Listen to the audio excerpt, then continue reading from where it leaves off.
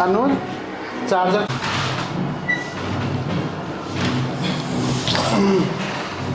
Last class में हम लोग नेशनल इवेंट्स पूरा डिस्कस किए थे। कुछ चीज़ अगर छूट गया होगा तो आप लोग इंडिकेट कर दीजिएगा कि और कोई टॉपिक है जो बचा हुआ है। लास्ट तक हम उसको टच कर देंगे।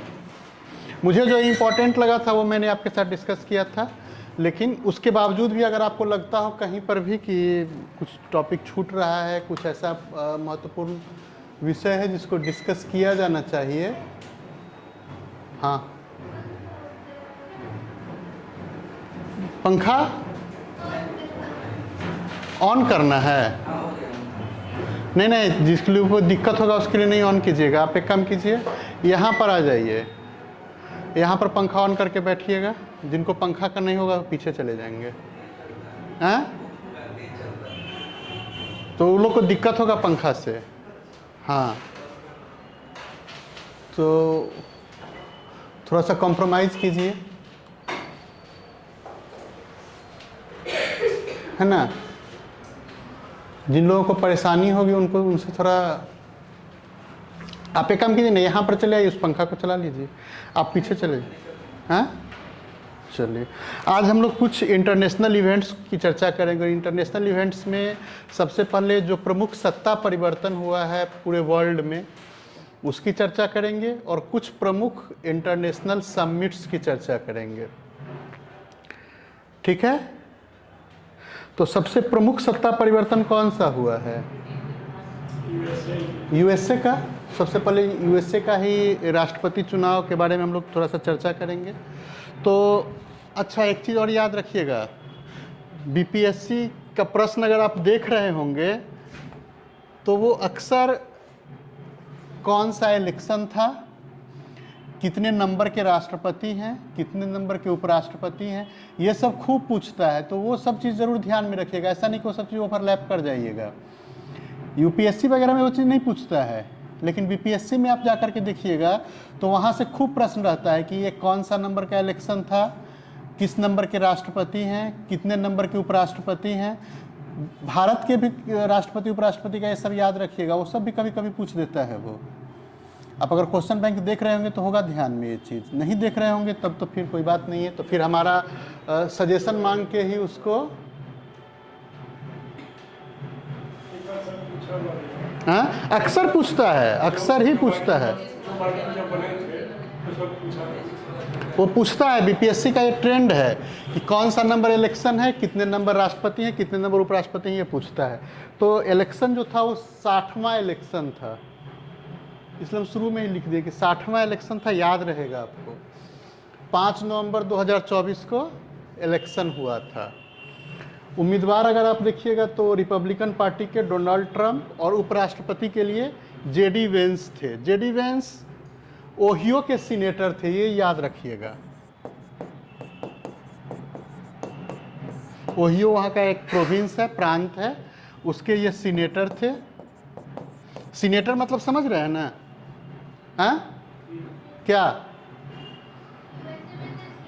सीनेट के मेंबर थे। जैसे आपके यहाँ सांसद होता है, मेंबर ऑफ पार्लियामेंट, उसी तरह से जो डायरेक्ट जनता के द्वारा जो प्रत्यक्ष रूप से चुना हुआ असेंबली है सीनेट, उसके ये सदस्य थे। तो ओहियो से ये सीनेटर थे।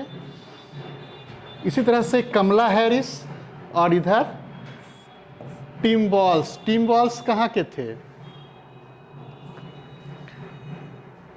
ये मिनेसोटा के गवर्नर थे।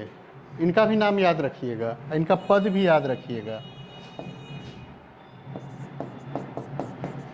मिनेसोटा प्रोविंस के गवर्नर थे। अच्छा, दोनों का चुनाव चिन्ह क्या क्या था? हाँ,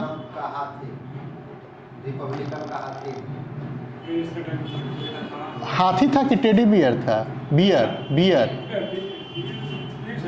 हाथी, जो भी होगा देख लीजिएगा, याद कर लीजिएगा। वो डेमोक्रेट का हमेशा डंकी होता है, गधा होता है उसका चुनाव चिन्ह। वो अच्छा, मतलब वो जो था वो आरोप प्रत्यारोप में, मजाक में ये कुछ आरोप लगाया गया था, उसी के आधार पर उन लोगों ने अपना गधा को ही बना लिया था अपना सिंबल। तो उन सब कहानियों में जाने की हमें ज़रूरत नहीं है। याद जरूर रखिएगा कि इन लोगों का चुनाव चिन्ह क्या था। अब हम लोग आते हैं कि इलेक्शन आखिर होता कैसे है वहाँ, इलेक्शन का क्या प्रक्रिया है, क्योंकि भारत का जो इलेक्शन देखते हैं राष्ट्रपति का उससे कंप्लीटली अलग है। तो वहाँ किस प्रकार, अभी तो जस्ट आपकी नज़र के सामने से गुजरा है, तो क्या होता है, किस प्रकार से इलेक्शन होता है, बताइए कुछ। अभी तो देखे होंगे, पढ़े होंगे अखबार में खूब उसके बारे में। कैसे लोग चुने जाते हैं और राष्ट्रपति कैसे चुना जाता है? हाँ, डायरेक्ट इलेक्शन तो होता ही है, लेकिन डायरेक्ट किसका इलेक्शन होता है और कौन राष्ट्रपति को चुनता है? प्रत्येक 50 स्टेट से रिप्रेजेंटेटिव का इलेक्शन होता है, वो चुनते हैं। जैसे ये डोनाल्ड ट्रम्प नहीं, रिप्रेजेंटेटिव जो चुने जाते हैं वो सीनेट के मेंबर होते हैं, वो नहीं चुनते हैं, उनका कोई वैल्यू नहीं है इसमें।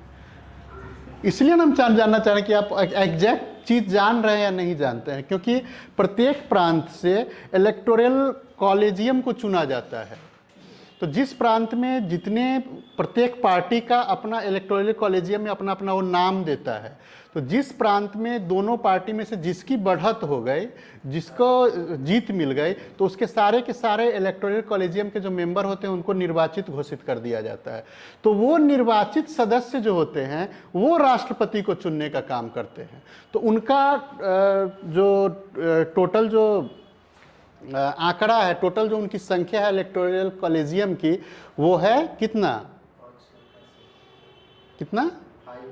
539 539 सदस्य हैं उसके, जिसमें से वोटिंग जो होता है ये इलेक्टोरल कॉलेज के मेंबर को चुनने के लिए, हाँ, ये प्रेसिडेंट को चुनने के लिए प्रेसिडेंट क्या होता है, लेकिन वोटिंग जो होता है इलेक्टोरल कॉलेजियम के मेंबर को चुना जाता है, वो मेंबर प्रेसिडेंट को चुनते हैं। तो उनकी संख्या, जिसके इलेक्टोरल कॉलेजियम की संख्या ज़्यादा हो जाएगी वो ऑलरेडी चुना जाएगा।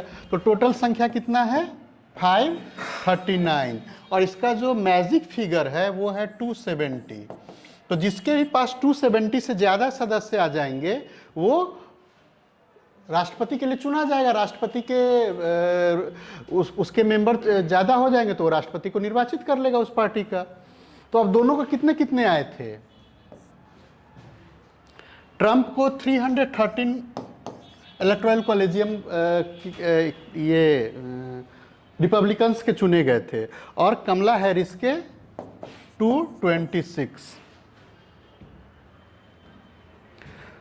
और मैजिक फिगर कितना था, 270। याद रखिएगा ये सब चीज, क्लियर?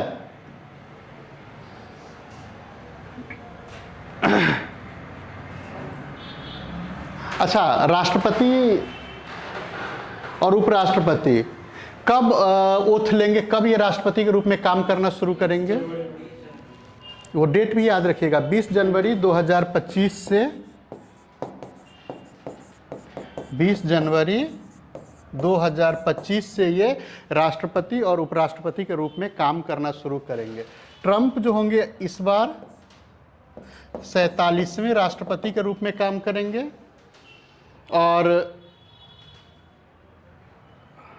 जेडी वेंस जो हैं ये 50वें उपराष्ट्रपति के रूप में काम करेंगे। ये याद रखिएगा, ये फैक्ट है, ये जरूर याद रखिएगा। इस तरह के फैक्ट से यहाँ पर प्रश्न पूछे जाते हैं। ये 50वें जेडी वेंस जो हैं वो 50वें उपराष्ट्रपति होंगे। अब एक चीज़ और ये ध्यान में रखिएगा कि वहाँ जो लीडर चुना जाता है, कौन राष्ट्रपति कैंडिडेट होगा, तो वो कैंडिडेचर का भी जो चुनाव होता है वो पार्टी के वर्कर्स के द्वारा पहले चुना जाता है। तो वो प्रक्रिया 1 साल पहले शुरू हो जाती है। तो दोनों पार्टी में, रिपब्लिकन में और डेमोक्रेट्स में, दोनों में 1 साल पहले ये प्रक्रिया शुरू हुई थी। वहाँ पर जो बाइडेन जो निवर्तमान राष्ट्रपति हैं वो भी रेस में थे, लेकिन बाद में उम्र के कारण उन्होंने अपना नाम जो है वो वापस ले लिया था, और उसके बाद कमला हैरिस को वहाँ उम्मीदवार बनाया गया था और इधर ट्रंप को उम्मीदवार बनाया गया था। इस पूरे इलेक्शन के दौरान ट्रंप भी बहुत हद तक बहुत बड़े, मतलब कि मतलब जो नहीं कहते हैं उसको कि अचानक से कुछ ऐसा काम कर दे रहा है जिससे पूरा पॉलिटिक्स जो है वो प्रभावित हो जाए, इस तरह का काम करने के लिए बहुत मशहूर है। याद ही होगा पिछली बार वो व्हाइट हाउस छोड़ने के लिए ही नहीं तैयार थे, गोली वगैरह भी चली थी उनके समर्थकों और पुलिस के बीच में। तो इस बार उन्होंने क्या किया कि जैसे वहाँ देखिएगा तो जो 52 स्टेट्स हैं, तो 52 स्टेट्स में दोनों का अपना अपना मतदाताओं के बीच उनकी पकड़ है। तो कुछ डेमोक्रेट्स हैं, कुछ रिपब्लिकन हैं, और कुछ स्टेट जो है वो स्विंग स्टेट हैं जहाँ पर हमेशा बदलते रहता है। तो निर्वाचन में सबसे ज़्यादा जो भूमिका रहती है वो उन्हीं स्विंग स्टेट्स की रहती है। उसी स्विंग स्टेट्स में से एक सबसे महत्वपूर्ण था पेंसिल्वानिया, जहाँ पर एक सभा को संबोधित करते हुए डोनाल्ड ट्रंप पर गोली चलती है। और गोली चलती, फिर आप देखिएगा कि पेंसिल्वानिया का जो वोट है, पिछली बार जब ट्रंप जीते थे उस टाइम में भी उनको वहाँ का वोट नहीं मिला था, जब बाइडेन से लड़ रहे थे उस टाइम में भी वहाँ का वोट नहीं मिला था, लेकिन इस बार बम्पर वोट वहाँ पर उनको मिला। और बहुत सारी बातें हुई। अब सब पर आप वो आपके लिए महत्वपूर्ण नहीं, वो आपके लिए मेंस में जाकर के महत्वपूर्ण होगा। तो इस तरीक़ा से वो ये स्टेट का नाम याद रखिएगा कि पेंसिल्वानिया में उन पर इस तरह के प्रश्न बीपीएससी खूब पूछता है। तो याद रखिएगा कि पेंसिल्वानिया में जो रिपब्लिकन उम्मीदवार थे या जो अगले बनने वाले राष्ट्रपति हैं डोनाल्ड ट्रंप, उन पर गोली चली थी। इसके बाद याद रखिएगा कि जैसे भारत में राष्ट्रपति का कैंडिडेचर होने के लिए क्या क्या योग्यता होनी चाहिए, उस तरह यूएसए में राष्ट्रपति कैंडिडेचर की क्या क्या योग्यता होनी चाहिए। भारत में क्या क्या योग्यता है? भारत का नागरिक होना चाहिए। उसके बाद उम्र जो है वो कितना 35 ईयर उम्र होना चाहिए। उसके बाद यूएसए में भी लगभग यही चीज़ है कि यूएसए का नेचुरल वहाँ पर जन्म लिया हुआ व्यक्ति होना चाहिए। दूसरा चीज़ की उम्र जो है वो 35 ईयर होना चाहिए। कम से कम 14 ईयर से यूएसए में निवास करना चाहिए उसको, तो वो व्यक्ति यूएसए में राष्ट्रपति का कैंडिडेट हो सकता है। क्यों? क्योंकि यहाँ पर भारतीय मूल की कमला हैरिस वहाँ पर उम्मीदवार थी। तो इस कारण से आपको ये जानना चाहिए कि राष्ट्रपति का कैंडिडेचर या राष्ट्रपति बनने के लिए, जैसे देखते हैं ना कि भारत में तुरंत हंगामा होना शुरू हो जाता है कि विदेशी को हम प्रधानमंत्री बना रहे हैं, विदेशी को चुन रहे हैं। एक बार ऐसी ही स्थिति आई थी तो सत्ता पक्ष की दो प्रमुख महिलाएं जो थी वो चली गई थी, मतलब उस समय इलेक्शन हार गई थी, तो राष्ट्रपति के पास ज्ञापन दे के सिर मुंडवाने के लिए गई थी कि हमारे लिए शर्म की बात है, सुषमा स्वराज और उमा भारती। जिस समय अटल बिहारी वाजपेयी की सरकार की पराजय हुई थी और उसी एवज में हुआ कि सोनिया गांधी प्राइम मिनिस्टर बनने वाली थी, तो वो नहीं बनी थी और उनके जगह पर मनमोहन सिंह को प्राइम मिनिस्टर चुना गया था। तो बहुत सारा इस तरह की नौटंकी हम करते हैं। दूसरे जगह जब हमारे मुल्क के कोई बन जाते हैं तो हम बड़ा उस पर खुशी भी मनाते हैं। जैसे ऋषि सुनक बने थे तो लगा था कि हाँ हम भारत के लोग बन गए, देखिए ब्रिटेन में, तो उसके लिए बहुत प्रसन्न होते हैं, है ना। तो थोड़ा इन सब चीज़ों पर ध्यान दीजिएगा, इन सब जगह से प्रश्न बनने की संभावनाएं रहती हैं। इसके बाद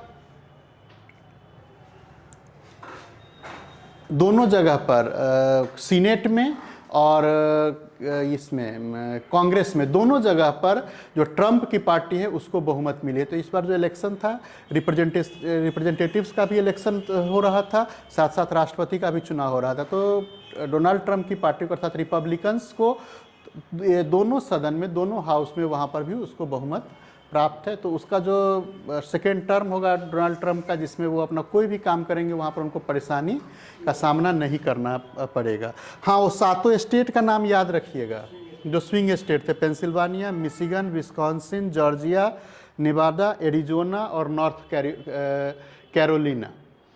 इन लोग, इनका नाम जो भी उस समय का अखबार पढ़ रहे होंगे, जो भी मैगजीन होगा उसमें ज़रूर से ज़रूर दिया रहेगा। तो आप इसको ज़रूर एक बार ध्यान में रखिएगा क्योंकि वहाँ से प्रश्न बनने की संभावना रहेगी। खूब उस पर चूँकि चर्चा हुई है। क्लियर। दूसरा प्रमुख इलेक्शन है श्रीलंका का। श्रीलंका में इससे जस्ट पहले जो इलेक्शन हुआ था अभी तक में, वो कब हुआ था? अच्छा, वहाँ ये सब चीज़ याद रखिएगा। राष्ट्रपति जो होते हैं वो 4 साल के लिए चुने जाते हैं। राष्ट्रपति जो हैं वो प्रेसिडेंशियल इलेक्शन रूल्स के ही अनुसार है वहाँ पर। उसका शायद 22nd अमेंडमेंट है जिसके अनुसार है कि 2 बार से ज़्यादा कोई भी व्यक्ति राष्ट्रपति नहीं बन सकता है। वैसा कोई रूल भारत में नहीं है। तो श्रीलंका का इसलिए प्रमुख है कि श्रीलंका में अभी इससे जस्ट पहले 2019 में इलेक्शन हुआ था। इसके जस्ट पहले जो चुनाव हुआ था वो 2019 में हुआ था, और 2019 के चुनाव में गोटाबाया राजपक्षे उस समय श्रीलंका के राष्ट्रपति बने थे। उन्होंने साजिद प्रेमदासा को पराजित किया था। साजिद प्रेमदासा को पराजित करके गोटाबाया राजपक्षे का चुनाव हुआ था। लेकिन उसके बाद श्रीलंका जो था वो आर्थिक संकट में उलझ गया, वहाँ के लोगों ने विरोध करना शुरू किया, और इसी एवज में जाकर के गोटाबाया राजपक्षे को, का नाम यहाँ नहीं है ना, याद रखिएगा,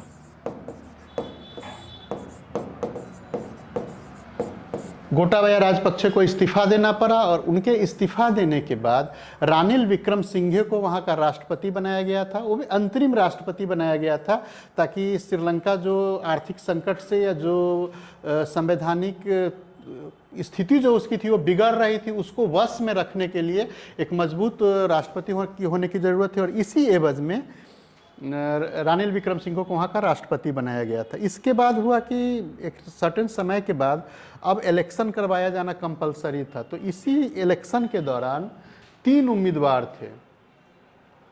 रानिल विक्रमसिंघे भी इलेक्शन लड़ रहे थे स्वतंत्र इंडिपेंडेंट कैंडिडेट के रूप में। विपक्ष के नेता साजिद प्रेमदासा थे जो पिछली बार पराजित हुए थे, वो भी लड़ रहे थे। और तीसरा थे अनुरा कुमार दिसानायके। इन तीनों के बीच में ट्रायंगुलर फाइट हुआ यहाँ पर। और इस ट्रायंगुलर फाइट में अगर देखेंगे तो एक मिनट, क्या रहा है भाई, एक मिनट रुक जाइए बस।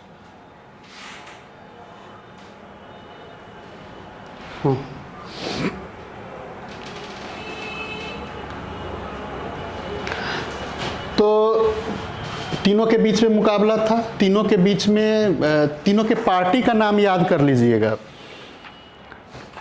ये जो थे रानिल विक्रमसिंघे, ये इंडिपेंडेंट लड़ रहे थे। इसके बाद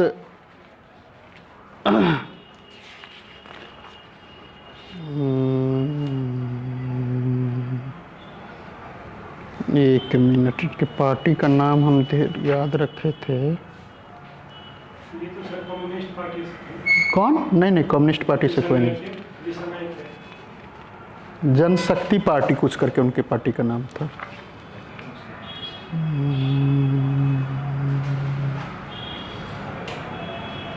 एक बार देख लीजिए। हाँ,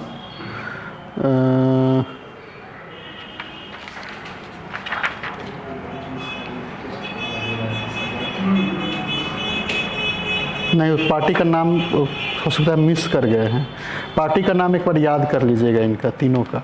इनके पार्टी का नाम जनशक्ति पार्टी है। इनके पार्टी का नाम साजिद प्रेमदासा की पार्टी का नाम कुछ तमिलियन शब्द है, हमको याद नहीं आ रहा है। और इनकी ओरिजिनल पार्टी का नाम यूनाइटेड श्रीलंकन पार्टी था शुरू में रानिल विक्रमसिंघे का, लेकिन वो अपनी पार्टी से अलग हट करके, पार्टी का सपोर्ट इनको नहीं था, ये स्वतंत्र रूप से इंडिपेंडेंट कैंडिडेट के रूप में इलेक्शन लड़े थे।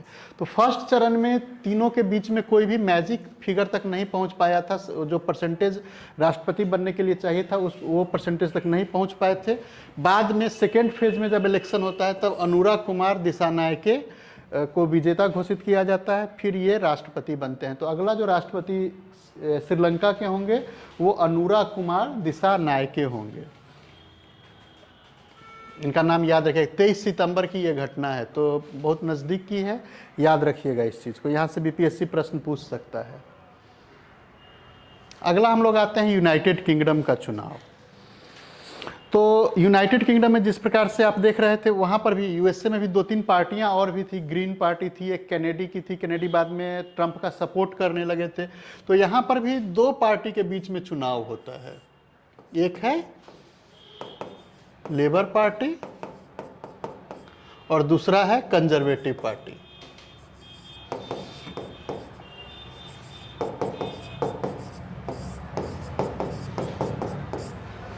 लेबर पार्टी शुरू से ही देख रहे हो, सबसे पहले टोरी हुआ करता था, लिबरल हुआ करता था, बाद में यही कंजर्वेटिव और लेबर पार्टी में जाकर के बदल गया। तो लेबर पार्टी जो है वो बहुत ही लिबरल उदारवादी पार्टी है। कंजर्वेटिव नाम से ही पता चलता है कि वो अनुदारवादी है। उदार मतलब लिबरल जो होंगे वो उदारवाद या अनुदारवाद से क्या समझते हैं, उससे क्या पता चलता है, किसके प्रति उदार होते हैं? लिबर्टी का मतलब क्या होता है, किसको लिबर्टी दी जाती है? लिबरलिज्म जो आप पढ़ते हैं, उदारवाद, और आजकल नियो लिबरलिज्म सुनते होंगे, नव उदारवाद, तो ये क्या है?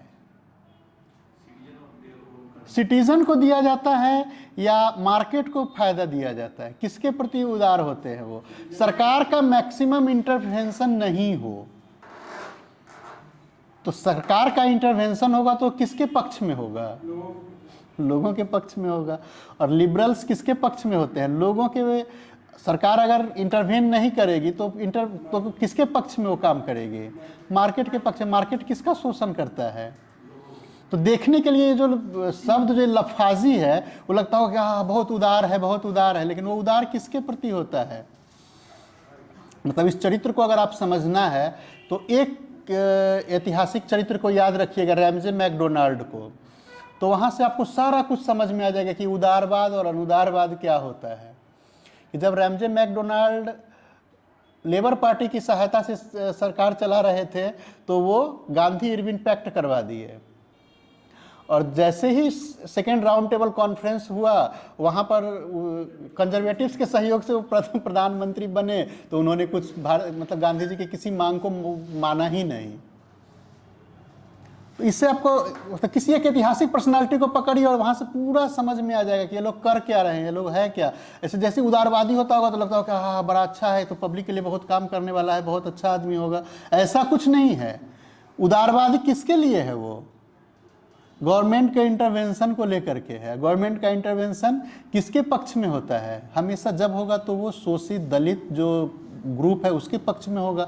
वो अगर गवर्नमेंट इंटरवेंशन को बंद कर रहा है, इसका मतलब है कि उसका शोषण और ज़्यादा बढ़ेगा। तो जैसे नियो लिबरलिज्म का फेज आया है, उस फेज में आप क्यों कहा जाता है कि गरीब जो है वो लगातार गरीब होते जा रहे हैं और अमीर जो है वो लगातार अमीर होते जा रहे हैं? क्यों? क्योंकि सरकार हस्तक्षेप करने से बच रही है। सरकार उनके बेनिफिट का, उनको क्या करती है कि झुनझुना किसान सम्मान निधि दे देती है कि हाँ आपको सम्मान दे रहे हैं 6,000 रुपया। उससे क्या हो जाएगा? एक सीजन का डीजल भी नहीं खरीद पाएंगे अपना गेहूं पटाने के लिए, है ना। लेकिन 6,000 लेकर के बड़ा खुश रहते हैं और जाकर के वोट देके आ जाते हैं कि हाँ हाँ 6,000 रुपया तो दे रहा है ना। लेकिन वो नहीं समझते कि 6,000 की कीमत पे हम क्या गंवा रहे हैं। तो यही लिबरल और कंजर्वेटिव्स का फर्क है। हाँ, तो हम लोग किस पर चर्चा कर रहे थे? यहाँ के इलेक्शन में टोनी ब्लेयर के बाद ये फर्स्ट टाइम है जब लेबर पार्टी की रॉडनी स्टार्मर जो हैं ये प्रधानमंत्री के रूप में निर्वाचित हुए हैं। लेबर पार्टी इसके पहले जब भी सरकार बनी कंजर्वेटिव्स की सरकार थी, और चाहे वो बोरिस जॉनसन हो, चाहे तो 2005 के बाद पहली बार लेबर पार्टी 2024 में इलेक्शन जीतने में सफल होती है, और सर कीर रॉडनी स्टार्मर जो है ये 98वें प्रधानमंत्री के रूप में शपथ लेंगे। ये 98वां प्रधानमंत्री बनेंगे ग्रेट ब्रिटेन के, या ये यूनाइटेड किंगडम कह लीजिए, ग्रेट ब्रिटेन कह लीजिए। तो पूरे इलेक्शन में अगर आप देखेंगे तो ऋषि सुनक, इसकी बहुत करारी हार होती है। कंजर्वेटिव्स का नेतृत्व ऋषि सुनक कर रहे थे, बहुत करारी हार होती है। इनको 411 सीट हासिल होता है, जो कि अभी तक का ऐतिहासिक जीत था। दूसरा चीज़ है कि इनको मात्र 174 सीट हासिल होता है, जो कि अभी तक का सबसे ज़्यादा, सबसे मतलब बुरी स्थिति है। सॉरी, 121 सीट, 174 नहीं, 121 सीट इनको हासिल होता है, जो अभी तक में सबसे बुरा प्रदर्शन है कंजर्वेटिव्स का। इसके अलावा वहाँ पर एक लिबरल डेमोक्रेट्स पार्टी था जिसने करीब 72 सीटें जीती है। तो तीसरा नंबर पर लिबरल डेमोक्रेट्स यहाँ पर रहा है।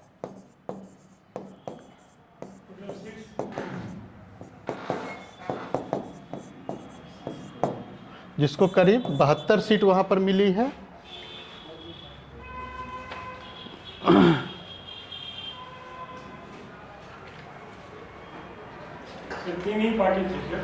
एक चौथा पार्टी भी था जिसको करीब 5 सीट मिला है, और भी 2-3 हैं, देख लीजिएगा उसको, हम याद नहीं रखे हैं अभी।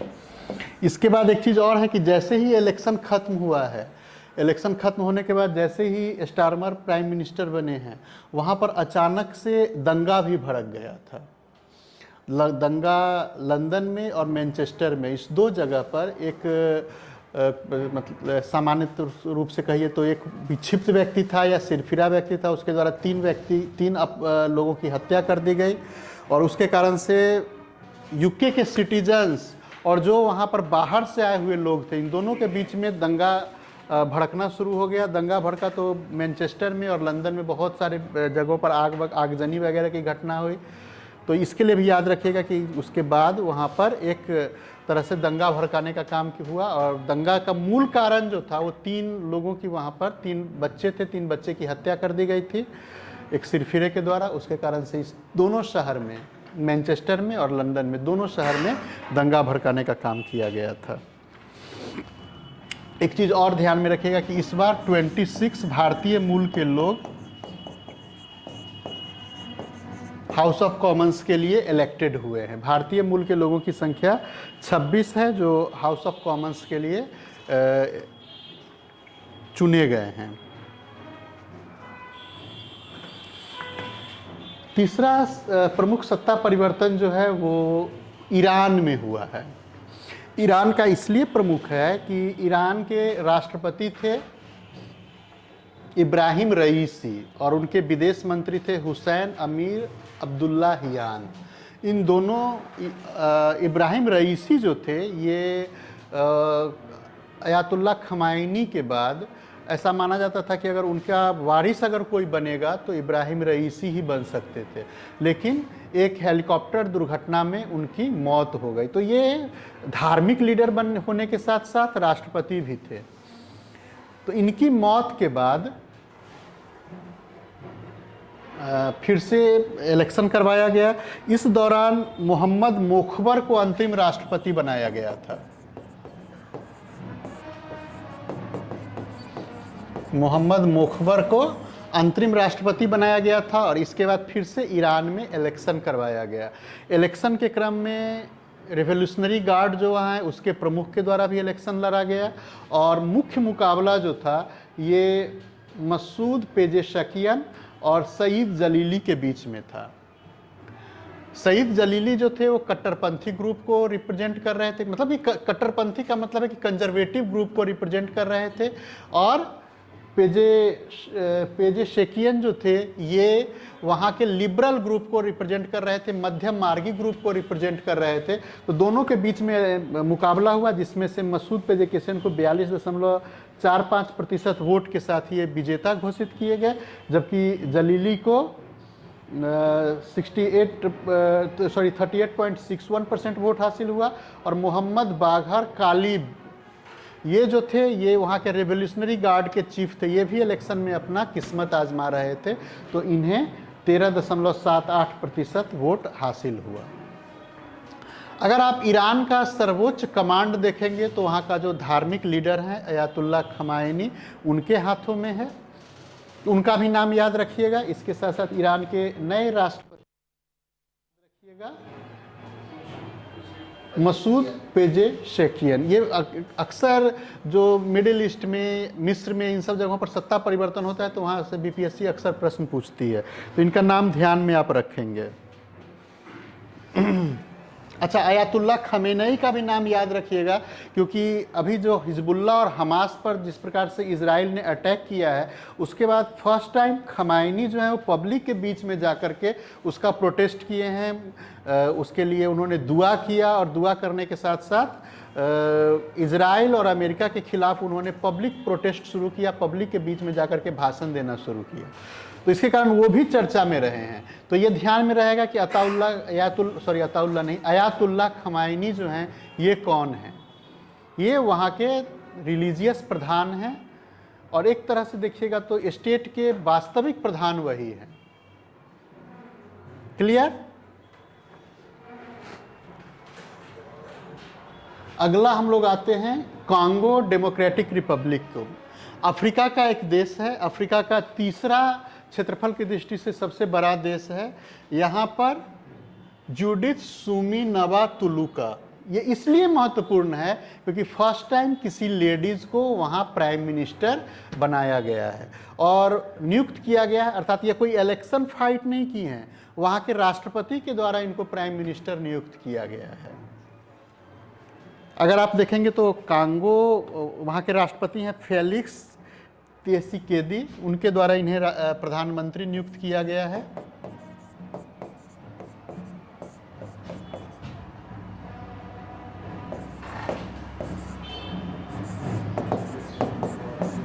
उनके द्वारा इन्हें वहाँ का प्राइम मिनिस्टर नियुक्त किया गया है और वो यहाँ की पहली प्राइम मिनिस्टर बनी हैं।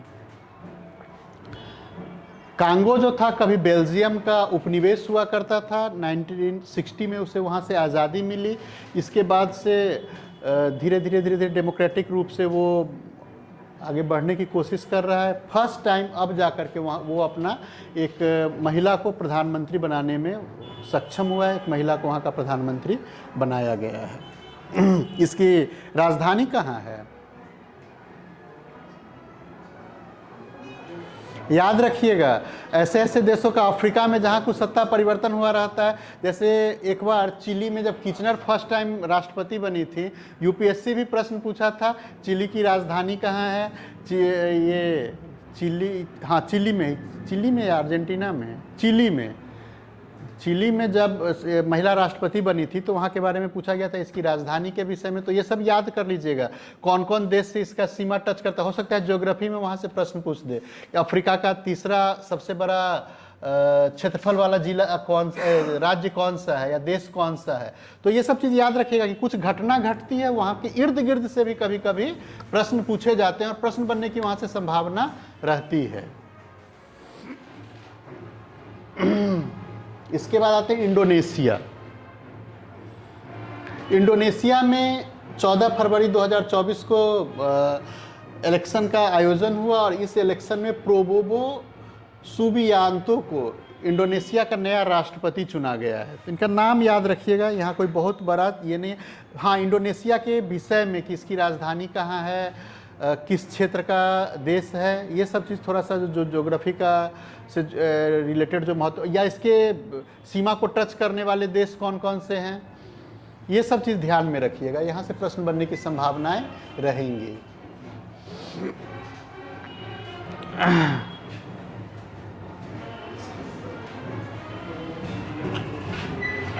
सॉरी,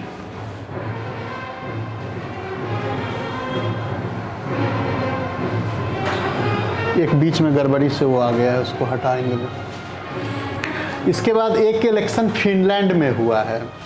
फिनलैंड में 28 जनवरी 2024 और 11 फरवरी 2024 में 2 चरण में राष्ट्रपति चुनाव का इलेक्शन हुआ, जिसमें से अलेक्जेंडर स्टब को नए राष्ट्रपति के रूप में वहाँ घोषित किया गया है। इसके बाद अगला इलेक्शन जो है, अगला जो महत्वपूर्ण सत्ता परिवर्तन है वो पोलैंड में हुआ है। पोलैंड में एक गठबंधन था, सिविक कोलिशन।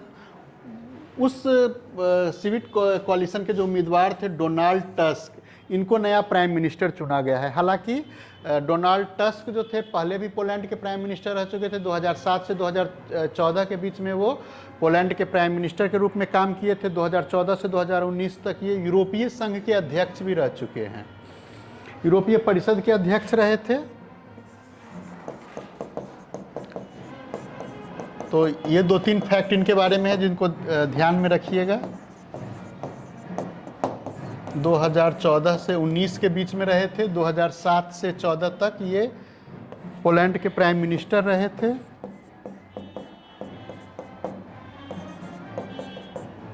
तो ये 2-3 फैक्ट इनके बारे में है, ये ध्यान में रखिएगा। इसके अलावा 1-2 इलेक्शन और है। न्यूजीलैंड में एक इलेक्शन हुआ था, न्यूजीलैंड में क्रिस्टोफर मार्क लक्सन को नया प्राइम मिनिस्टर चुना गया था, वो ध्यान में रखिएगा। एक महत्वपूर्ण चेंज जो है वो बांग्लादेश में हुआ है, और बांग्लादेश चूंकि भारत का पड़ोसी देश है, और वहाँ पर जो चेंज हुआ है वो चेंज आपके लिए ज़्यादा महत्वपूर्ण है।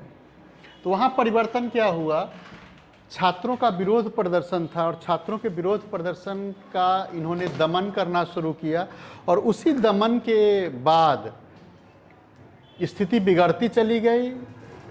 पुलिस और सेना दोनों ने इनका साथ देने से मना कर दिया। वो छात्रों का दमन करना, छात्रों के दमन का जो सरकारी आदेश था, वो सरकारी आदेश को मानने से इनकार कर दिया और इसके बाद इनको इस्तीफ़ा दे करके भारत आना पड़ा और वहाँ के जो चीफ जस्टिस थे उनको भी इस्तीफ़ा देना पड़ा।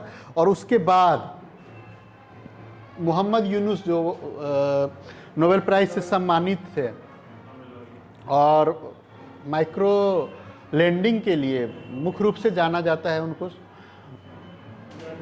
माइक्रो फाइनेंस मतलब माइक्रो लेंडिंग हम इसलिए कहें कि ऋण देने की जो छोटी छोटी ऋण की जो शुरुआत होती है, जो समिति व्यवस्था या जो आप चिट फंड वाला चीज़ देखते होंगे, ये सारा कंसेप्ट उन्हीं का था।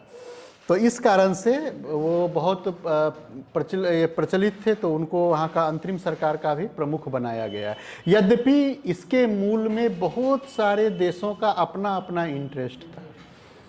कुछ इंटरेस्ट चीन का था, कुछ इंटरेस्ट यूएसए का था, कुछ इंटरेस्ट इंडिया का था। तीनों का इंटरेस्ट वहाँ पर एक दूसरे के खिलाफ वहाँ पर चल रहा था। हालांकि भारत को कुछ जगहों पर इससे फ़ायदा भी मिलने वाला है, भारत को कुछ जगहों पर इससे घाटा भी होने वाला है। अगर देखेंगे लॉन्ग टर्म में तो भारत को घाटा होने जा रहा है। शॉर्ट टर्म में अगर आप देखिएगा तो भारतीय वस्त्र व्यापार को इससे बहुत ज़्यादा फ़ायदा होने वाला है, क्योंकि वर्ल्ड में जो क्लॉथ ट्रेडिंग का जो मामला है उसमें बांग्लादेश का बहुत ज़्यादा योगदान रहा था।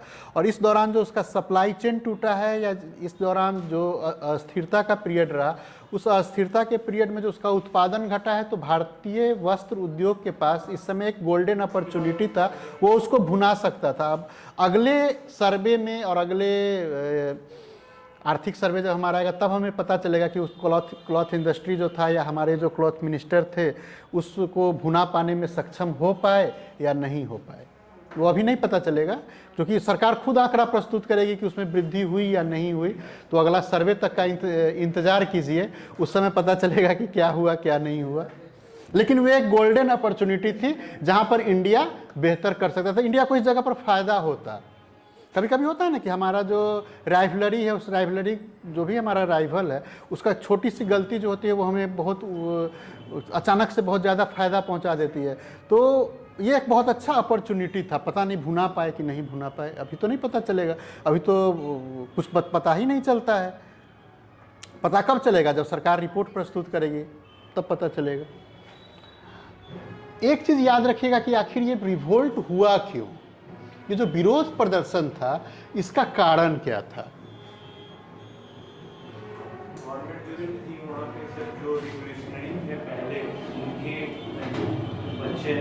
रिवॉल्यूशनरी मत कहिए, रिवॉल्यूशन कुछ वहां नहीं हुआ था।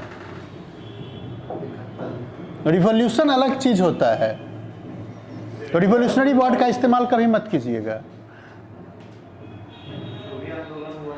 हाँ, तो मुक्ति संघर्ष जो वहाँ पर चली थी, उस मुक्ति संघर्ष के जो योद्धा थे, मीन्स कि जो मुक्ति संघर्ष उसने ईस्ट पाकिस्तान के साथ चलाया था, उसके जो मुक्ति योद्धा थे, मुक्ति वाहिनी के जो सदस्य रहे थे, हालांकि उसका नाम मुक्ति वाहिनी ही रखा गया था शेख मुजीब के नेतृत्व में, तो जो भी उसके फाइटर्स थे, उस फाइटर्स के बच्चों को 30% रिजर्वेशन दिया गया था। इसके अलावा वहाँ पर अलग अलग जो पिछड़े प्रांत थे, उस प्रांत के लोगों को भी सरकारी नौकरी में रिजर्वेशन दिया गया था। इसके अलावा जब सरकारी नौकरी में भर्ती के लिए जो एग्ज़ाम हो रहे थे, उस एग्ज़ाम में बड़े पैमाने पर धांधली हो रही थी। जब सरकार से इसकी शिकायत की गई और जुडिशियरी में जब ये मामला गया, तो वहाँ पर भी लोगों ने उसका दमन करने का काम किया। जब दमन करने का काम किया तो छात्रों ने वहाँ पर विरोध करना शुरू कर दिया, और छात्रों ने विरोध किया तो सरकार विरोध का शमन करने के बनिस्बत विरोध को का जिन बिंदुओं पर विरोध था उस बिंदुओं पर बातचीत करने के बनिस्बत सरकार ने भी उसका कठोरतापूर्वक दमन करना शुरू कर दिया, जिसके कारण छात्र उग्र हुए। उग्र होने के साथ साथ हिंसक विरोध होना शुरू हो गया, और हिंसक विरोध जो है धीरे धीरे वहाँ का जो सेना और पुलिस था, इस सेना और पुलिस को भी प्रभावित करना शुरू किया, और उन लोगों ने भी विद्रोह का दमन करने से मना कर दिया।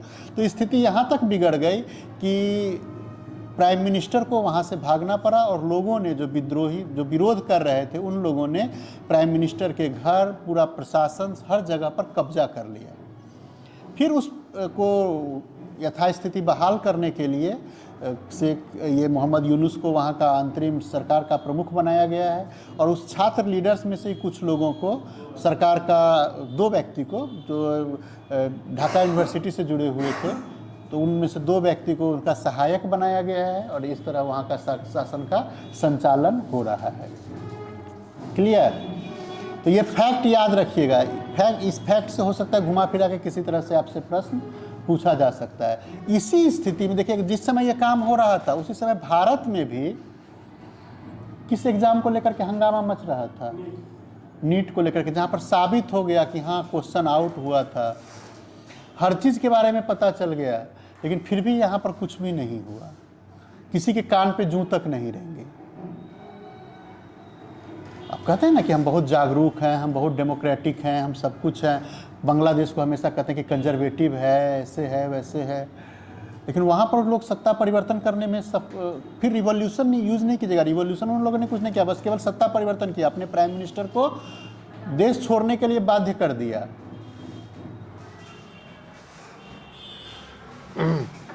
तो इसके पहले हम लोग आएंगे, थोड़ा सा एक गड़बड़ी हो गया था।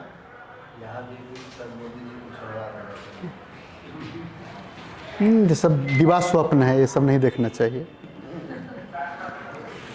हम लोग आते हैं G20 के समिट को लेकर के। फ्रांस में इलेक्शन हुआ था ना? क्या? फ्रांस में इलेक्शन हुआ था तो पीएम को फ्रांस में महत्वपूर्ण होता है राष्ट्रपति चुनाव, वो अभी नहीं हुआ है। चुनाव जो महत्वपूर्ण क्या वो सब देख लीजिएगा, उसका जो प्रमुख बना होगा उसका नाम केवल याद कर लीजिएगा। यूरोपीय यूनियन का चूँकि परिषद में इसमें उसका अध्यक्ष हमेशा चुना जाता रहता है, बदलता रहता है, तो याद कर लीजिएगा। तत्समय जो यूरोपीय यूनियन के अध्यक्ष होंगे उनका नाम शायद हमको लगता है कौन है अभी यूरोपीय यूनियन के अध्यक्ष, उर्सुला कुछ करके नाम, हाँ उर्सुला, नाम याद रखिएगा। जो भी अध्यक्ष होंगे उनका नाम जरूर याद रखिएगा। हम लोग आते हैं G20 शिखर सम्मेलन में। G20 का शिखर सम्मेलन 18-19 नवंबर 2024 को कहाँ आयोजित हुआ? रियो डी जेनेरियो में। रियो डी जेनेरियो कहाँ है? ब्राज़ील में। अभी जस्ट हुआ है। भारत की तरफ से इसमें कौन पार्टिसिपेट किए? प्राइम मिनिस्टर इसमें पार्टिसिपेट किए थे। इसके बाद इसकी अध्यक्षता लुइस इनासियो लुला डी सिल्वा के द्वारा की गई थी। इसका जो विषय था ये जरूर याद रखिएगा, कभी कभी विषय पूछ लिया जाता है कि इसका विषय क्या था। तो एक न्यायपूर्ण विश्व और एक अस्थायी ग्रह का निर्माण करना, ये जरूर याद रखिएगा। प्रत्येक जो इंटरनेशनल सम्मेलन समिट होते हैं उसके विषय को याद रखिएगा, कहाँ पर हुआ, अगला कहाँ पर होने जा रहा है। बीपीएससी इन 2-3 चीज़ पर जरूर फोकस करती है। तो इस साल पिछला कहाँ हुआ था, पिछला भी याद रखिए। हालांकि पिछला जो था वो भारत में हुआ था, अगला जो है वो जोहान्सबर्ग में होने जा रहा है। नेक्स्ट जो है वो जोहान्सबर्ग साउथ अफ्रीका में होने जा रहा है। तो उसका नाम, जगह का नाम और स्टेट का नाम जरूर याद रखिएगा, क्योंकि इस तीनों जगह से प्रश्न पूछा जा सकता है, पिछला, इस साल और अगला। इस साल अध्यक्षता लुला डी सिल्वा के द्वारा की गई थी। 3 प्रमुख एजेंडा इसका निर्धारित किया गया था: सामाजिक समावेशन और भूख के विरुद्ध लड़ाई, ऊर्जा परिवर्तन और इसके सामाजिक, आर्थिक और पर्यावरणीय पहलुओं में सतत विकास, और वैश्विक शासन संस्थाओं में सुधार। ये 3 इसके महत्वपूर्ण एजेंडा थे, ये याद रखिएगा। यहाँ से प्रश्न बनने की संभावना रह सकती है। कभी कभी एजेंडा पूछा जाता है, कभी उसका थीम पूछा जाता है, कभी अध्यक्ष का नाम पूछा जाता है, कभी कहाँ हुआ था और अगला कहाँ होने वाला है, यहाँ से भी प्रश्न पूछा जाता है। ये तीनों एजेंडा ध्यान में रख लीजिए। इस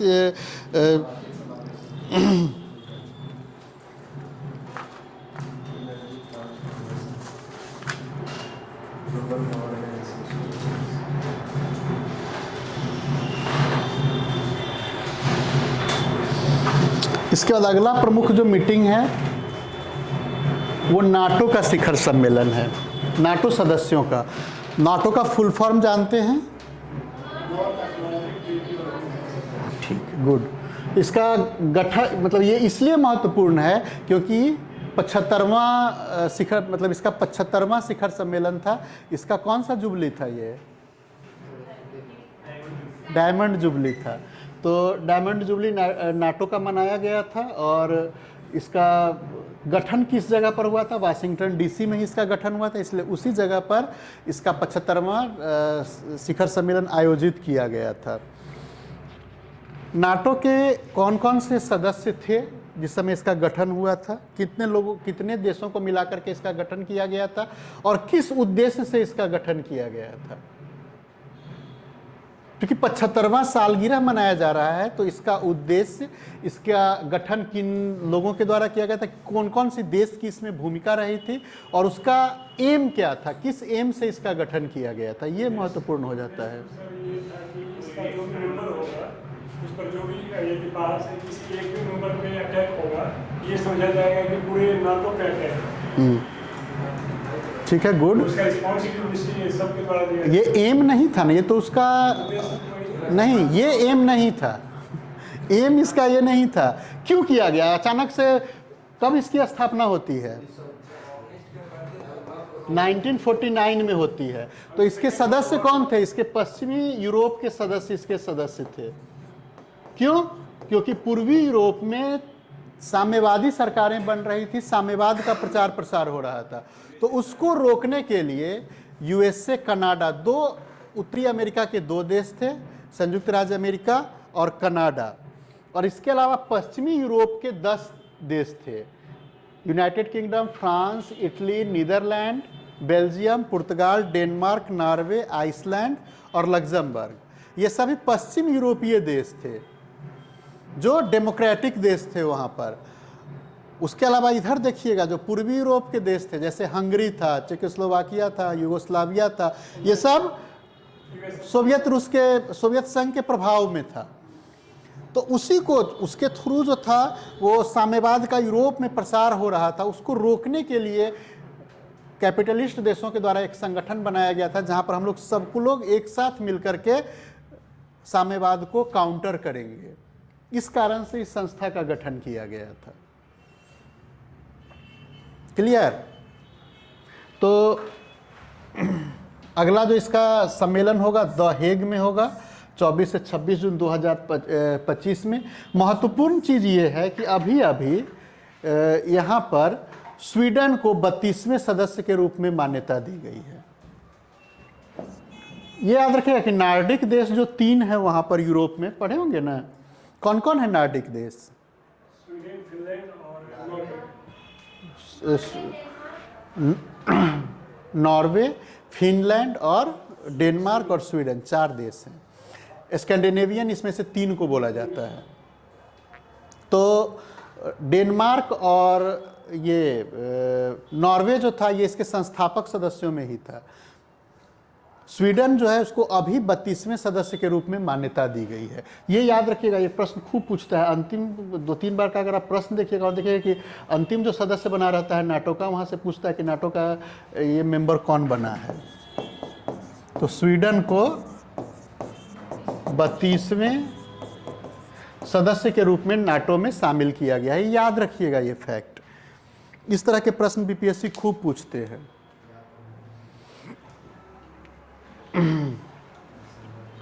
अगला है G7 का शिखर सम्मेलन। सबसे पहले हम लोग जानेंगे G7 है क्या, इसमें कौन कौन से देश शामिल हैं। कौन कौन?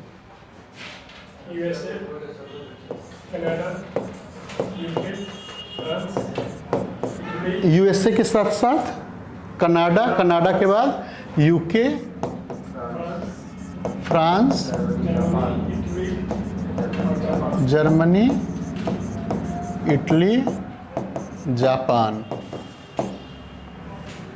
ये 7 देश जो हैं, 7 विकसित देश हैं, उनका एक ये संगठन है।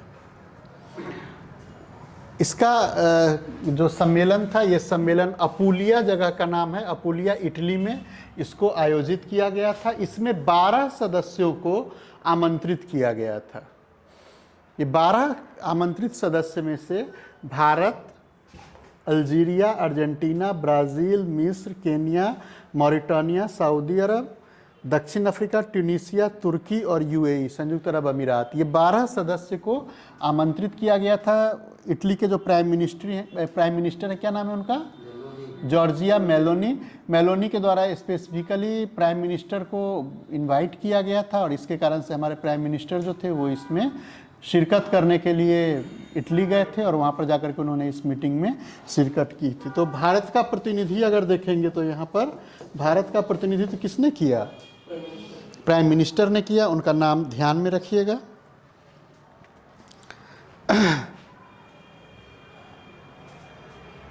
अगला आयोजन जो इसका होने जा रहा है वो कनाडा में होने जा रहा है। ये भी याद रखिएगा, G7 का अगला जो आयोजन होगा 2025 में, ये कनाडा में होगा। तो इस साल का जो आयोजन हुआ था वो अपुलिया इटली में हुआ था। अगला आयोजन कनाडा में होने जा रहा है। इसके बाद है 13वां विश्व व्यापार संगठन का मंत्री स्तरीय सम्मेलन। इसको आबू धाबी में आयोजित किया गया था 26 फरवरी से 2 मार्च 2024 के बीच में। इसकी अध्यक्षता संयुक्त अरब अमीरात के विदेश व्यापार राज्य मंत्री डॉक्टर थानी बिन अहमद अल जायोदी के द्वारा किया गया था। तो ये फैक्ट उतना महत्वपूर्ण नहीं है, ये याद रखिएगा जरूर से ज़रूर कि विदेश ये इसका जो आयोजन हुआ था वो आबू धाबी में किया गया था, ये याद रखिएगा। दूसरा चीज़ याद रखिएगा कि इसी सम्मेलन में 2 नया सदस्य कोमोरोस और तिमोर लेस्ते को, 2 देशों को WTO की सदस्यता दी गई, विश्व व्यापार संगठन की सदस्यता दी गई। और इस सदस्यता देने के बाद विश्व व्यापार संगठन के सदस्यों की संख्या जो पहले 164 थी वो बढ़कर के 166 हो गई है। तो दोनों तरीका से प्रश्न आपसे पूछा जा सकता है, विश्व व्यापार संगठन के सदस्यों की संख्या कितनी है वर्तमान में, या उसके नए सदस्य कौन हैं।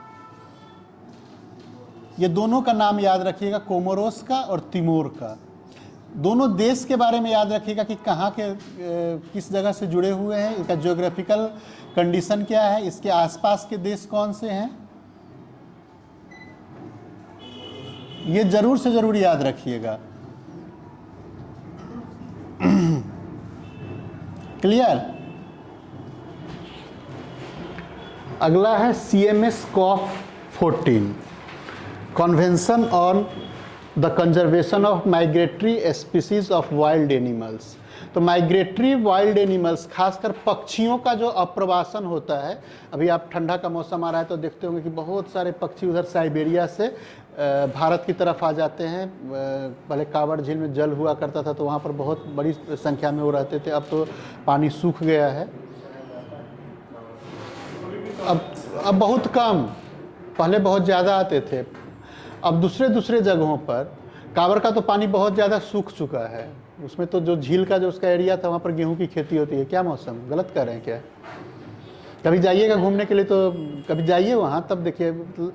किताबों पर कम मत पढ़िए कांवर झील को, कभी उधर वो बढ़िए, कभी उधर मझौल से थोड़ा आगे की तरफ बढ़िएगा तो वहीं कांवर का क्षेत्र है पूरा, तो पता चल जाएगा सब आपको।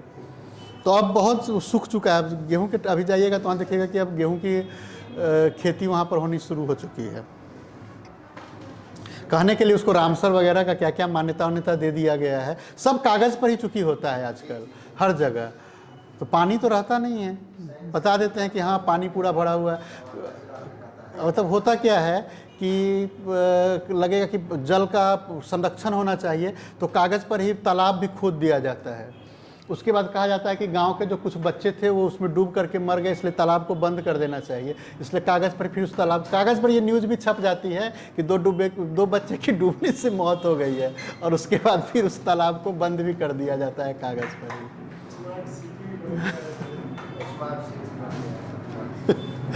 हाँ, अब तो 10 साल गुजर गया स्मार्ट सिटी का बनते हुए। पटना का स्थिति देखिए कि क्या 10 साल में क्या परिवर्तन हुआ है, कितना स्मार्ट बना है पटना, तो आपको पता चल जाएगा।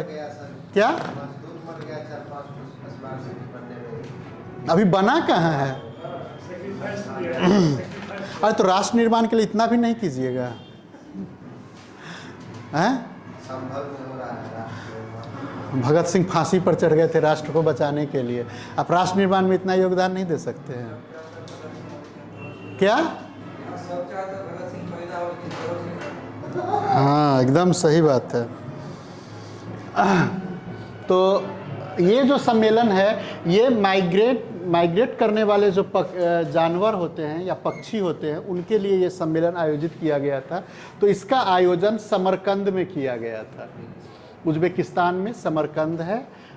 समरकंद किस चीज़ के लिए फेमस है?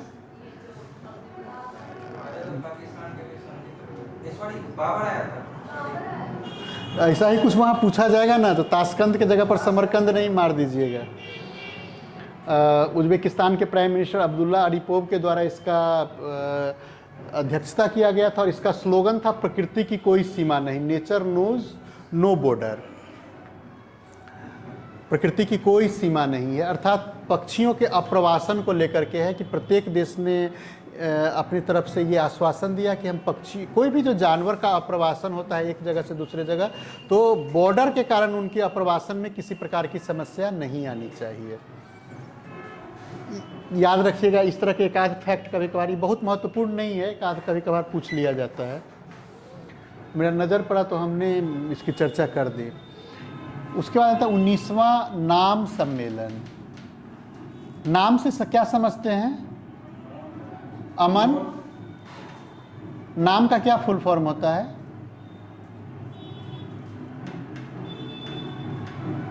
Kanhaiya? Non alignment movement. Nehru ji शुरू किए थे। मार्शल टीटो थे और कर्नल नासिर थे। मिस्र के कर्नल नासिर थे, इधर से, और ये इंडोनेशिया के सुकर्नो थे। तो इन लोगों ने मिलकर के, जो उस समय हुआ क्या था कि वर्ल्ड जो था, जैसे देखें ना कि नाटो का गठन हुआ 1949 में, नाटो का गठन हुआ। उसके बाद दोनों ग्रुप, उधर फिर सोवियत संघ के द्वारा किसी तरह का वारसाई पैक्ट करके वारसा पैक्ट किया गया, और उसमें क्या किया कि पूर्वी यूरोप के देशों को वो सहायता देने के लिए, और उसके साथ उसी तरह का संगठन का वो निर्माण करता है। तो दोनों ग्रुप जो था वो एक दूसरे से लड़ने की स्थिति में पहुंच गया था।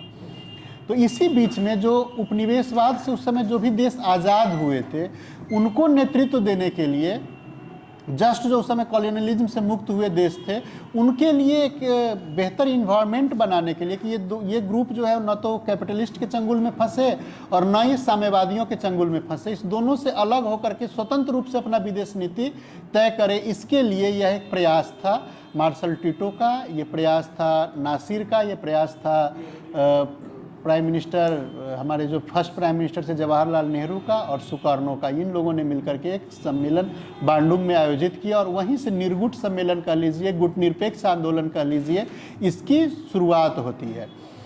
दूसरा चीज़ था कि इसमें कि ये तटस्थता को लेकर के नहीं था, हर वैश्विक मुद्दे पर इसमें जम के चर्चा होती थी, और हर वैश्विक मुद्दे पर अपना मत व्यक्त किया जाता था।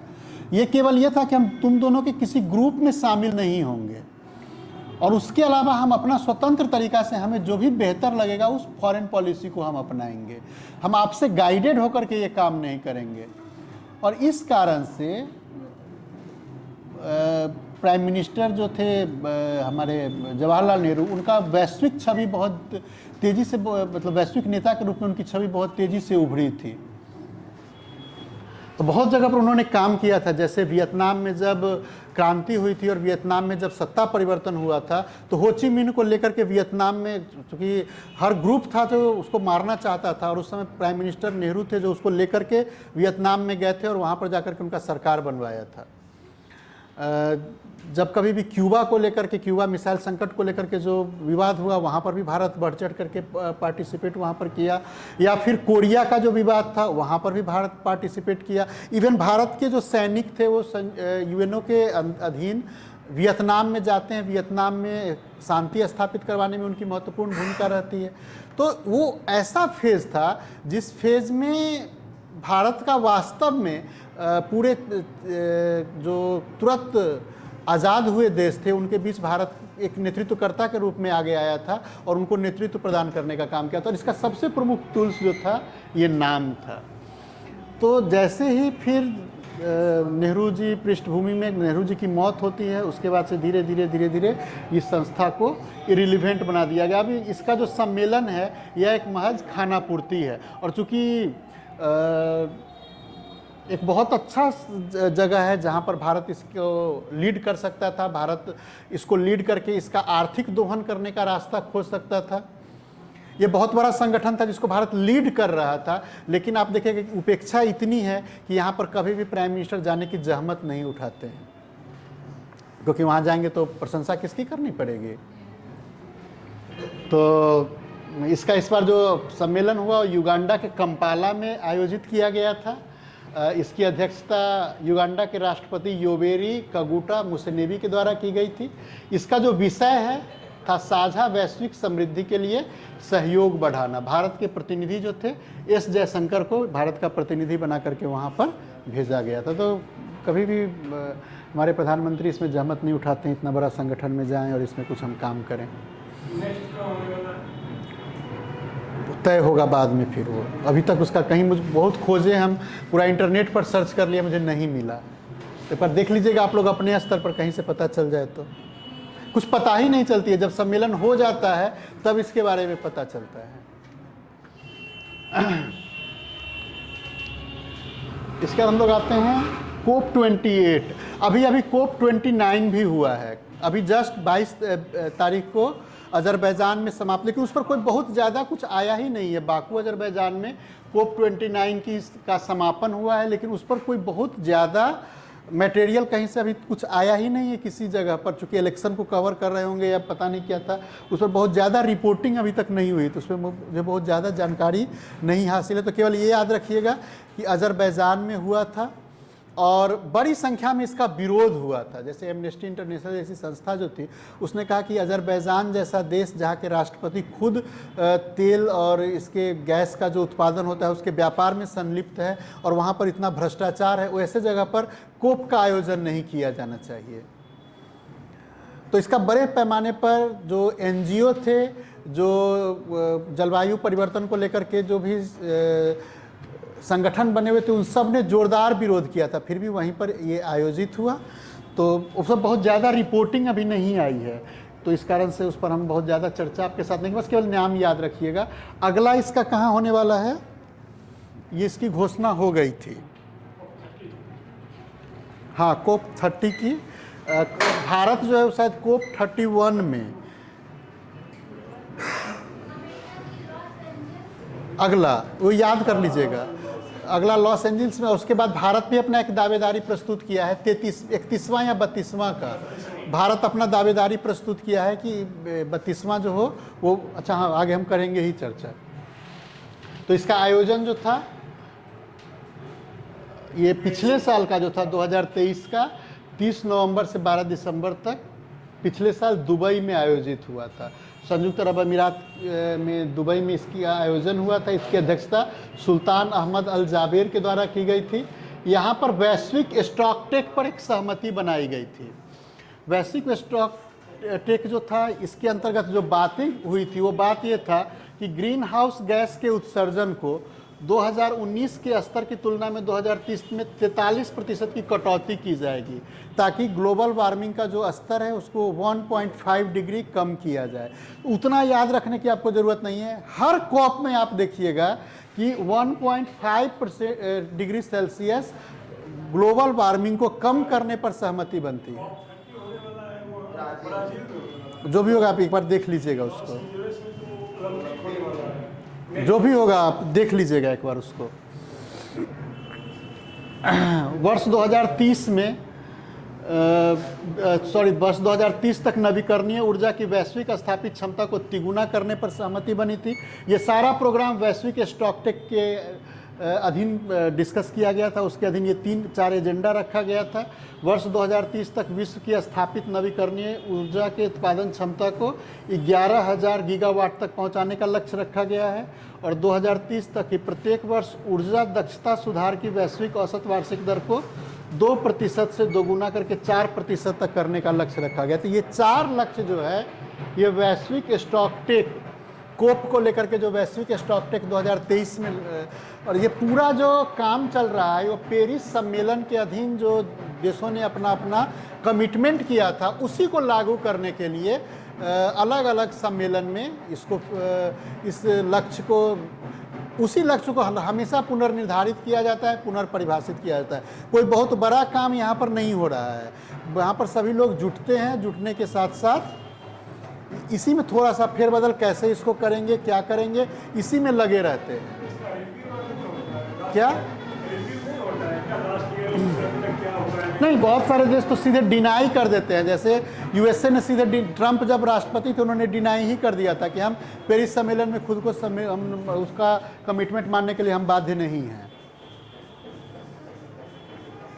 हालांकि यह संयुक्त राष्ट्र के संघ के अंतर्गत, संयुक्त राष्ट्र की एक संस्था के अंतर्गत ये इन्वायरमेंटल ट्रीटी के रूप में इसका गठन किया गया था। इसका पृथ्वी सम्मेलन बहुत पहले 1992 में जो रियो डी जेनेरियो में हुआ था, वहाँ से इसकी शुरुआत होती है कि जब ग्लोबल वार्मिंग की फिनोमेना आई थी और उस ग्लोबल वार्मिंग को कम करने के लिए ये संधि होनी शुरू हुई।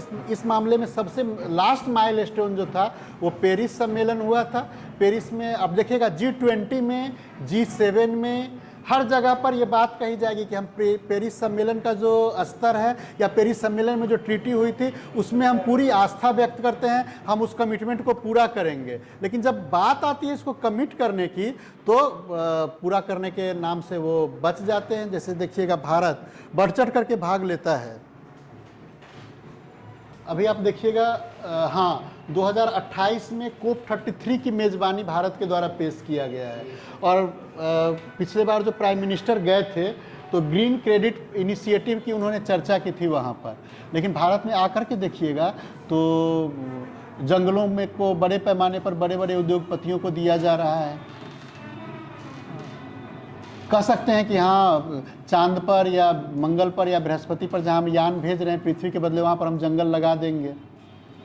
आपसे अगला जो वादा करेंगे यही वादा करेंगे ना कि आप यहाँ पर तब तक जो भी चीज़ है उसका यूज कीजिए, इसके बदले जो जंगल है वो हम चांद पर या मंगल पर या जुपिटर पर कहीं पर हम लगा देंगे। अब जल जीवन हरियाली कितना चल रहा है और उसका क्या उसका क्या इम्पैक्ट है।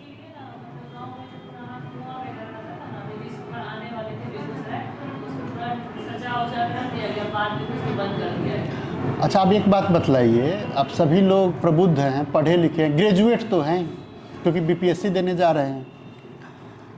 गांव का कुआं या उसका जो ये है पोखर या जो कुछ भी जो या माइन कह लीजिए, जो बहुत जगहों पर वो माइन जो भी शब्द यूज किया जाए, तो या चौर जहाँ पर पानी जमा होता है, उसके पानी कितने सुरक्षित हैं या वो पानी कितना यूजेबल है।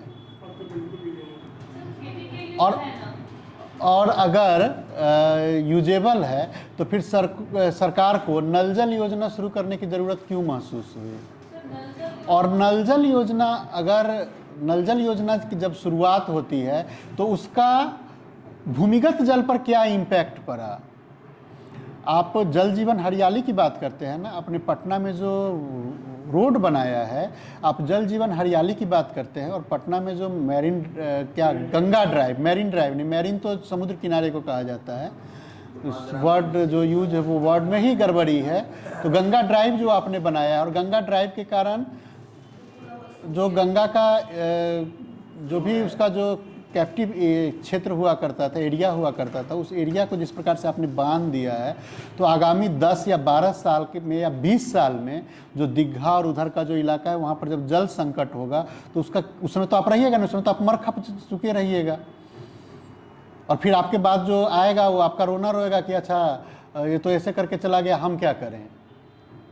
जैसे आप रोना रोते हैं कि पिछला 20 साल में जो था वो सब लूट लपाट के सब चला गया, हम क्या करें। अब ये नहीं सोचते हैं कि हम आगे बढ़ कर के कुछ काम धाम करें, कुछ अच्छा सोचें, कुछ अच्छा चीज़ करें, तो वही चीज़ होगा। तो कहने के लिए लोगों को बतलाने के लिए नहीं बोले कि किसान सम्मान निधि, क्या क्या तरह तरह की योजनाएं चल रही है, श्रम योगी मानधन, विश्वकर्मा, क्या क्या सब। अरे सबसे बड़ा चीज़ है कि मैन्युफैक्चरिंग सेक्टर को बढ़ावा देने के लिए कितना योजना आपने शुरू किया, कभी मेक इन इंडिया, कभी मेड इन इंडिया, क्या क्या सब कर दिया, बहुत सारा। और हर योजना में आप देखेंगे कि पुराने ही योजना को नया पैकेजिंग के साथ प्रस्तुत किया जाता है।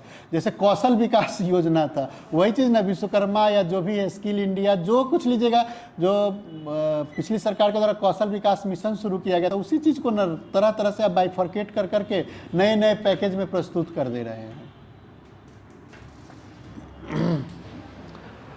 अगला है COP 29, अजरबैजान में ये आयोजित हुआ था 11 से लेकर के 22 नवंबर के बीच में। जोरदार इसका विरोध, इसका अगला याद कर लीजिएगा, चूँकि हम चूक गए हैं इसको लिखने से, समझे, अगला याद कर लीजिएगा। अच्छा, डिफरेंट जितने भी संगठनों का हमने चर्चा किया है उसके सदस्यों की संख्या जरूर याद कर लीजिएगा। जितने संगठन की हमने अभी चर्चा की है आपके साथ, उसके सदस्यों की संख्या जरूर याद रखिएगा, उसके अध्यक्ष का नाम जरूर याद रखिएगा, सम्मेलन अभी कहाँ हुआ, पिछला कहाँ हुआ, अगला कहाँ होने वाला है, 3 चीज़ जरूर याद रखिएगा। उसकी अध्यक्षता किसने की, उसका नाम याद रखिएगा। यहीं से प्रश्न पूछे जाते हैं। बाकी चीज़ एक आध जो बहुत महत्वपूर्ण सम्मेलन है, जैसे COP था, जैसे G20 था, तो उसका एजेंडा, उसका स्लोगन, वहाँ से प्रश्न बनता है। बाकी कितना पैसा हुआ, कितना आवंटन हुआ, सब याद करने की ज़रूरत नहीं है। एक आध प्रश्न अगर पूछ भी लिया तो उस एक आध प्रश्न से ना आपका सिलेक्शन रुकने वाला है, ना आपका सिलेक्शन बाधित होने वाला नहीं है। तो उसके चक्कर में मत पड़िएगा कि उलूल जुलूल फैक्ट जो है, इतना पैसा का आवंटन हुआ, इतना ये हुआ, वो सब नहीं रटने की ज़रूरत है। बहुत सारे मैगजीन में देखिए वो सब दिया रहता है, वो सब रटने की ज़रूरत है। वो सबसे कभी प्रश्न नहीं पूछा जाता है, पूछा यही 3-4 चीज़ से जाता है। तो ये 3-4 चीज़ आप ध्यान में रखिएगा। आज मैं यहीं तक रहने देता हूँ। नेक्स्ट क्लास में हम लोग बिम्स्टेक और उसके अलावा और सब जो छोटा मोटा सम्मेलन हुआ है उसके बारे में, SCO, BRICS, BIMSTEC, ASEAN, East Asia, इन सब के बारे में चर्चा करेंगे। इसके साथ साथ भारत का जो द्विपक्षीय या कुछ वैश्विक स्तर पर जो कुछ समस्याएं, जैसे इजराइल फिलिस्तीन को लेके, यूक्रेन और रूस को लेकर के, इन सब जो भी मैटर होगा कल टोटल मैटर पर हम लोग पूरा डिस्कस करेंगे। मतलब कि जैसे वो आप अपने स्तर पर कर लीजिएगा। ज्योग्राफी के चूंकि हम एक्सपर्ट नहीं हैं, तो आप एक काम कीजिएगा, जितना भी जगह का चर्चा किए हैं उसके ज्योग्राफिकल लोकेशन ये अपने स्तर पर आप जरूर कर लीजिएगा।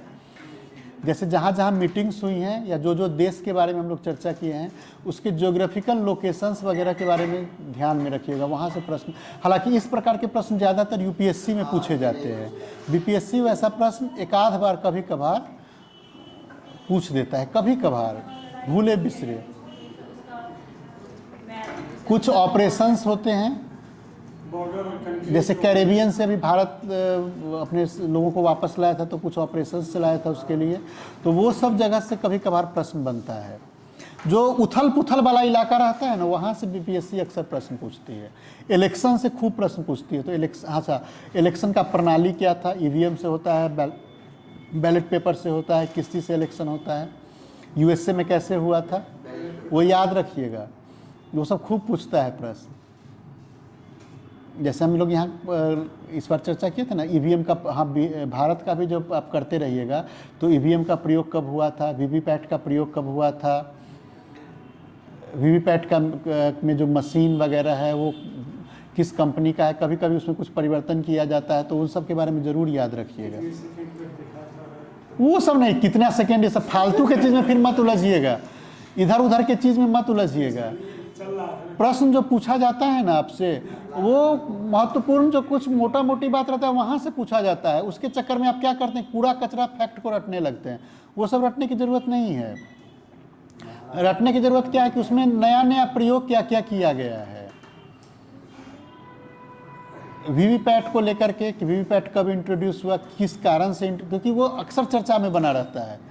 वीवीपैट के पोस्टल बैलेट को लेकर के जो उसका एक फॉर्म था 17C था शायद, 17C जो अभी इलेक्शन के दौरान चर्चा में आया था। 17C फॉर्म क्या था? कितना वोटिंग हुआ है वो बताओ। हाँ, भारत में जो चुनाव हो रहा था लोकसभा का, उसी समय में 17C की चर्चा हुई थी। एक्चुअली वो होता क्या है कि जिस दिन इलेक्शन हुआ उसी समय उसका जो प्रत्येक पार्टी का जो पोलिंग एजेंट होता है, उस पोलिंग एजेंट को प्रत्येक बूथ पर कितना वोट पड़ा, कितने लोग अपीयर हुए और कितना वोट पड़ा, उसका एक डाटा होता है। वो डाटा उसको उपलब्ध करवा दिया जाता है। वो 17C में वो मेंशन्ड होता है। तो एडीआर के द्वारा ही याचिका किया गया था। एडीआर एक संस्था है, एसोसिएशन फॉर डेमोक्रेटिक रिफॉर्म, उसके द्वारा एक याचिका दायर किया गया था कि 17C में जो डाटा है उस डाटा को सार्वजनिक कर दिया जाए। चुनाव आयोग ने कहा कि नहीं, हमारे पास इतना संसाधन नहीं है, हमारे पास इतना सुविधा नहीं है कि हम उस डाटा को सार्वजनिक कर सकें, जबकि वो एकदम इजी फॉर्मेट है, उसको इजीली सार्वजनिक किया जा सकता है, क्योंकि आप दे रहे हैं उसको, सप्लाई उसी समय कर दे रहे हैं। नहीं किया, डाटा नहीं, वो तो लगातार बढ़ते चला गया परसेंटेज। जिस दिन आप देखिएगा इलेक्शन हुआ उस दिन कुछ और परसेंट था, बाद में कुछ और परसेंट बता दिया गया कि इतना परसेंट वोटिंग हुआ है। तो मूल डिमांड यही थी कि 17C को अपलोड किया जाए। 17C जो आप प्रोवाइड करवाते हैं एजेंट को, उसको आप साइट पर अपलोड कर दीजिए। लेकिन निकट भविष्य में धीरे धीरे ये सब सुधार होगा। और फिर एक देखिए, सिस्टम जब इंट्रोड्यूस होता है तो उसमें बहुत सारी समस्याएं होती है। तो जैसे जैसे जैसे समय बीतता जाता है, समस्या पकड़ में आती जाती है, फिर उस समस्या का सॉल्यूशन निकाला जाता है कि अच्छा ये प्रॉब्लम है तो इसका ये सॉल्यूशन होगा। क्लियर? जैसे कल का आप रिजल्ट देखे होंगे, तो कल के रिजल्ट से आपको सब कुछ धीरे धीरे क्लियर होने लगा होगा। अब इस पर नहीं जाइएगा कि जो डिबेट वहाँ पर चला, एक डिबेट में कहा गया कि ये कारण है जो भारतीय जनता पार्टी महाराष्ट्र में जीत गई, तो वो कारण झारखंड में भी इम्प्लीमेंट होना चाहिए था। जिस कारण से वहाँ पर जीत गए, तो वो कारण तो झारखंड में भी इम्प्लीमेंट होना चाहिए था। तो झारखंड में वो कारण क्यों नहीं इम्प्लीमेंट हुआ भाई? क्या? और जिन लोगों ने क्या क्या क्या चीज, तो उसके कारण जीत गया। तो महाराष्ट्र में तो इसने भी ऑफर किया था, तो ये वही ना, महाराष्ट्र का जो था और मध्य प्रदेश का जो था, तो वो अच्छा था। नहीं, जैसे मध्य प्रदेश में जो जीती बीजेपी, वहाँ पर जो वो कौन तो योजना था वहाँ, लाडली योजना, तो वो ठीक था। लेकिन झारखंड में अगर वो दिया जा रहा था तो उसके बदौलत वो इलेक्शन जीत गया। वहाँ पर आप चर्चा में नहीं कहिएगा कि हम दे रहे थे इस कारण से हम जीत गए। यहाँ पर आप कह दीजिएगा कि हाँ वो दे रहा था उसके कारण से वो जीत गया, इसी कारण से, अच्छा इस कारण से जीत गया, इस कारण से जीत गया। तो यहाँ और ज़्यादा देने की घोषणा करनी चाहिए थी ना। नहीं, बीजेपी वाले से हमको मतलब नहीं है। खैर छोड़िए, वो सब क्लास हम लोग का खत्म हो चुका है, हम लोग थोड़ा बहुत इंटरटेनमेंट कर सकते हैं। क्लास खत्म हो जाए तो हम लोग थोड़ा बहुत इंटरटेनमेंट कर सकते हैं, वो हम लोगों का प्रेरोगेटिव्स है। नेक्स्ट डे हम लोग जो जो कुछ भी ये इंस्टीट्यूशंस का मीटिंग और इंडिया का बाइपोलर जो कुछ भी ट्रीटी हुआ है, ये सब हम लोग नेक्स्ट क्लास में हम लोग डिस्कस करेंगे। तो वो आप देख करके कोई भी मैगजीन जो आप पढ़ते होंगे, कम से कम एक काम कीजिएगा, एक वार्षिक मैगजीन, स्तरीय वार्षिक मैगजीन कोई एक ले लीजिएगा। चाहे आप प्रतियोगिता दर्पण का ले लीजिए, चाहे आप वो घटना चक्र का दृष्टि है वो ले लीजिए। हाँ हाँ, घटना चक्र वाला वो ले लीजिए, उसका अच्छा कवरेज है। अब ये मत सोचिएगा कि हमको बहुत पढ़ना है, उसमें से बहुत छांट के पढ़ना है, सब कुछ उसका नहीं रट जाना है, सब कुछ उसके पीछे भागना भी नहीं है। तो जितना शॉर्ट में बतला दे रहे हैं उस पर नज़र दौड़ाते रहिए और उसी अप्रोच के साथ उन सब चीज़ों को आप पढ़िए। बहुत अब डीप में अगरम बगरम के पीछे भागने की ज़रूरत नहीं है। वहाँ से प्रश्न रहेंगे भी, बाई दिए तो 1 से 2 प्रश्न रहेंगे, तो उसको छोड़ के चलिए, क्योंकि वो 1-2 प्रश्न जो होंगे वो एक्सेप्शनल प्रश्न होंगे, उस पर आपका सिलेक्शन नहीं होने जा रहा है। सिलेक्शन हमेशा जनरल प्रश्न से होता है। क्या हाँ, वो सब फालतू चीज़ सब नहीं ये करना है, ठीक है। कौन मैगजीन था तुम्हारे पास? थोड़ा सा दिखाना तो अभी देखेंगे ना फ्रेंड, और लोग क्या करवा रहे हैं, क्या चीज़ है। हम जो करवा रहे हैं ये उससे कुछ इतर है या कुछ अलग है, देखना जरूर है। हाँ हाँ हाँ हाँ, एकदम एकदम अभी लेके आओ। तो हमारे पास टाइम है, 10-15 मिनट बैठ के हम लोग चर्चा इस पर कर सकते हैं।